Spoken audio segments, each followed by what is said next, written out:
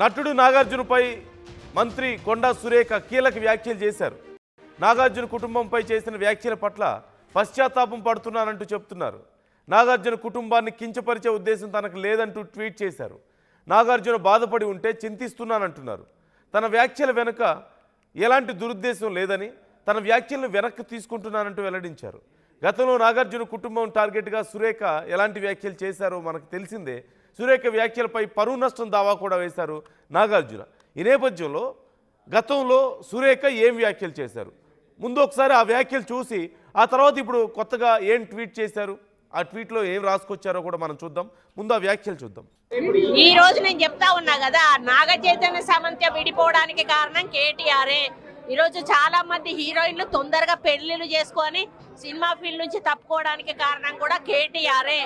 ఆయన ఆ రోజు మత్తు పదార్థాలకు అలవాటు పడి వాళ్ళను కూడా మత్తు పదార్థాలకు అలవాటు చేసి రేవ్ పార్టీలు చేసుకొని మదమెక్కి వాళ్ళ జీవితాలతో ఆడుకొని బ్లాక్ మెయిల్ చేసి వాళ్ళను ఇబ్బంది పెట్టినటువంటి వ్యక్తి కేటీఆర్.